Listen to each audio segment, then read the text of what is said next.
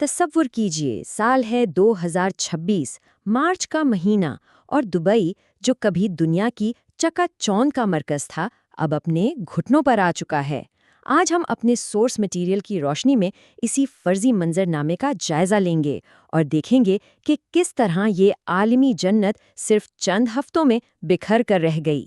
تو اس فرضی کہانی میں ہوتا یہ ہے کہ صرف 100 دنوں کے اندر دبئی کی بے پناہ خوشحالی کا سارا بھرم ٹوٹ جاتا ہے۔ وہ شہر جو ترقی اور کامیابی کی علامت تھا، اچانک ایک بہت گہرے بحران کی گرفت میں آ جاتا ہے۔ 2000 سے بھی زیادہ، جی ہاں، یہ ان سپر کاروں کی تعداد ہے جو دبئی ایئرپورٹ پر لاوارث پائی گئیں، دھول میں اٹی ہوئیں اور چابیاں تک اندر ہی لگی ہوئی ہیں۔ یہ تصویر اس افرتفری کی ایک خاموش لیکن بہت طاقتور گواہی ہے۔ اچھا، تو اس تباہی کی کہانی شروع ہوتی ہے ہوائی اڈے سے۔ وہ جگہ جو کبھی دنیا کو دبئی سے جوڑتی تھی، اب افراتفری میں بھاگنے والوں کا مرکز بن چکی تھی۔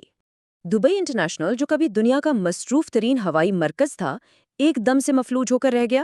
ہمارے سورس کے مطابق صرف 3 ہفتوں میں 37,000 سے زیادہ پروازیں منسوخ ہوئیں، 37,000، جس سے کینسلیشن ریٹ تقریباً 44% تک پہنچ گیا۔ یہ اقتباس ہوائی اڈے کے ماحول میں آئی ڈرامائی تبدیلی کو بالکل واضح کرتا ہے۔ جو کبھی سرمایہ کاری کا گیٹ وے تھا، وہ اب گھبرائے ہوئے لوگوں کے لیے جان بچا کر بھاگنے کا راستہ بن چکا تھا۔ ہوائی اڈے پر چھائی خاموشی تو صرف شروعات تھی۔ یہ بحران لہروں کی طرح پورے شہر میں پھیل گیا اور اس نے دبئی کے سنہری ٹاورز کی کھوکھلی بنیادوں کو ہلا کر رکھ دیا۔ سیاحت میں تو جیسے تباہی آ گئی۔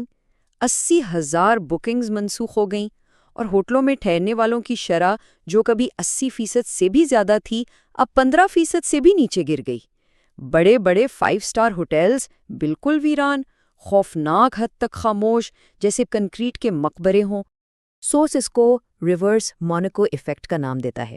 مطلب یہ کہ دنیا کے امیر ترین لوگوں کی وفاداری ایک ادھار کی چیز تھی۔ جیسے ہی خطرے کی بو آئی، وہ وفاداری فوراً واپس لے لی گئی۔ شہر کا یہ سارا پرتعیش ڈھانچہ حقیقی معاشی سرگرمیوں کے بغیر کھڑا نہیں رہ سکا۔ ریئل اسٹیٹ مارکیٹ، جو دبئی کی معیشت کی ریڑھ کی ہڈی سمجھی جاتی تھی، وہ بھی ٹوٹ گئی۔ برج خلیفہ جیسی عمارت کی قیمت ہر ہفتے 12% گر رہی تھی، اور پام جمیرہ جیسے مصنوعی جزیرے جو ہر سال 5 ملی میٹر دھنس رہے تھے، یہ ایک ایسی حقیقت تھی جسے اب نظر انداز کرنا ممکن نہیں تھا۔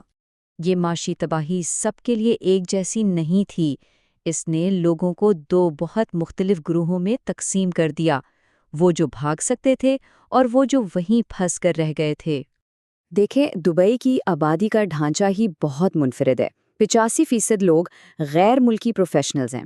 سورس کا کہنا ہے کہ اس نے عارضی شہریوں کو جنم دیا جو فائدے ختم ہوتے ہی شہر چھوڑنے کے لیے بالکل تیار تھے۔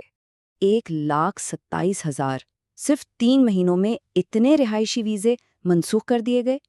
یہ کوئی عام ہجرت نہیں تھی، یہ ایک خاموش ہجرت تھی، جہاں شہر کا دماغ کہلانے والے لوگ خاموشی سے اسے چھوڑ کر جا رہے تھے۔ اور یہیں پر ایک عجیب تضاد پیدا ہوتا ہے۔ زندگی کے اخراجات آسمان کو چھو رہے تھے اور لوگوں کا اعتماد ختم ہو رہا تھا، جس کی وجہ سے وہی پروفیشنلز شہر چھوڑ گئے جن کی شہر کو چلانے کے لیے سب سے زیادہ ضرورت تھی۔ لیکن ہر کوئی بھاگ نہیں سکا۔ بہت سے لوگوں کے لیے وہی قوانین جنہوں نے کبھی انہیں دبئی کی طرف کھینچا تھا، اب ایک سنہرا پنجرہ بن چکے تھے جس سے نکلنا ناممکن تھا۔ یہ قانونی فرق بہت اہم ہے اور یہی اس مالی جال کی بنیاد تھا جس میں بہت سے لوگ پھنس گئے۔ یہاں قرض نہ چکا پانے کا مطلب سیدھا جیل جانا تھا۔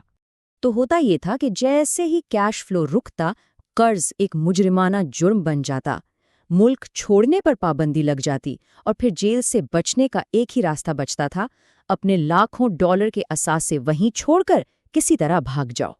سورس کے مطابق یہ بحران صرف اوپری سطح پر نہیں تھا، اس کی جڑیں اس پورے نظام کی بنیادوں میں تھیں، ایک ایسی بنیاد جو شروع سے ہی بہت غیر مستحکم تھی۔ 90% شہر کی اصل ورک فورس کا 90% حصہ تارکین وطن مزدوروں پر مشتمل تھا، وہ لوگ جو اس ساری چمک دمک کے پیچھے زیادہ تر نظر ہی نہیں آتے تھے۔ سورس کا یہ درد بھرا اقتباس معاشی ڈھانچے کی تہہ میں چھپی ہوئی انسانی قیمت کو بالکل سامنے لے آتا ہے۔ اس کفالہ سسٹم نے ہزاروں مزدوروں کو بے یار و مددگار چھوڑ دیا، جب تعمیراتی منصوبے رکے تو وہ وہیں پھنس گئے، کیونکہ ان کی قانونی حیثیت مکمل طور پر ان کے مالکوں پر منحصر تھی، نہ تنخواہ نہ گھر واپسی کا کوئی راستہ۔ ایک طرف شہر کی بے پناہ دولت اور دوسری طرف ماہانہ صرف $300 سے $500 کمانے والے مزدور۔ یہ وہ حقیقت تھی جس پر دبئی کا پرتعیش خواب کھڑا کیا گیا تھا۔ تو آخر میں سورس کا نتیجہ یہ ہے کہ یہ زوال صرف مالی نہیں تھا، بلکہ یہ ایک پورے ترقیاتی ماڈل کی ناکامی تھی۔ ایک ایسا ماڈل جو دکھاوے، وقتی سرمائے اور انسانی استحصال پر مبنی تھا۔ اس فرضی تباہی کی وراثت پر سورس کا یہ حتمی فیصلہ ہے۔ یہ اس بات کی نشاندہی کرتا ہے کہ ایک خواب جب حقیقت سے ٹکرایا تو کیسے ٹوٹ گیا۔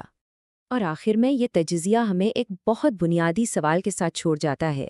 جب یہ ساری چمک دھماک اور یہ بڑے بڑے اعداد و شمار سب ختم ہو جاتے ہیں تو پیچھے حقیقی قدر کیا بچتی ہے؟